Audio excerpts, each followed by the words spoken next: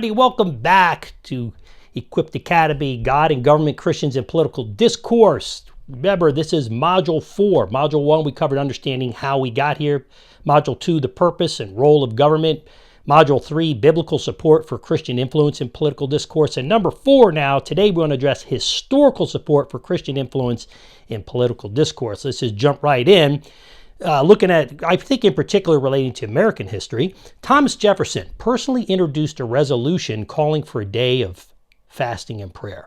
Now, a lot of people have debated, well, no, the forefathers weren't Christians. They didn't all believe in the Bible, and Thomas Jefferson was a deist. I make the argument that Thomas Jefferson vacillated between being a deist and a theist for this very reason, right? He personally introduced a resolution calling for a day of fasting and prayer.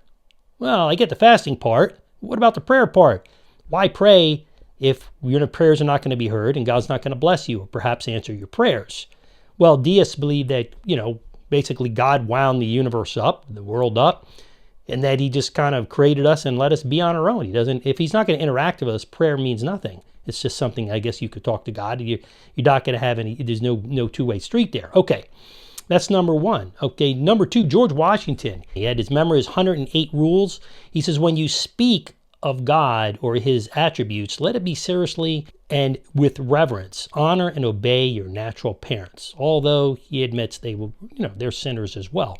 That being said, I want to note that George Washington was homeschooled, like a lot of people in those days. Didn't have the National Department of Education, which, by the way, didn't come into existence until 1972, which was a present or a gift from President Jimmy Carter to the unions for helping elect him to be president. All right, little note, you want to take that down.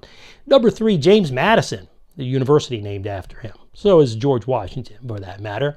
James Madison promoted government promotion of Christianity, personal statements of faith made right by public officials. He encouraged that, and he even put into place paid congressional chaplains in the use of federal funds for the printing and distribution of the Bible. Later backed down of government promotion, by the way.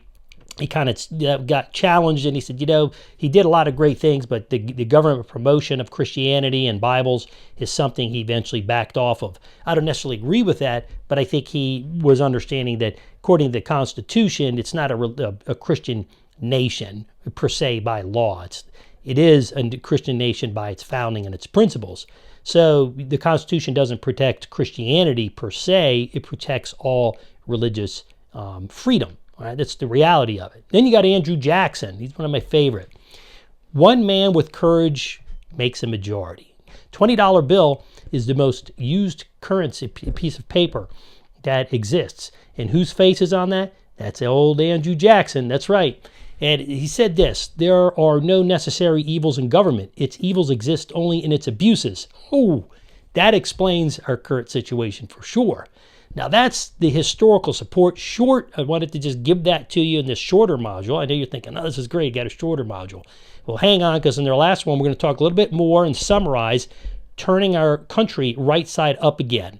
And, looking back for today, these two go hand in hand. When you look at the historical support of the history of our country, now you know why a lot of these statues are being taken down, because they represent this Christian heritage. A lot of people think it's just slavery. That's not true. A lot of these great men and women stood on Christian principles. Now these statues have been turned upside down. How do we turn our country right side up again? That's what we're going to cover here in Module 5. Thanks for tuning in. We'll see you over at the next module.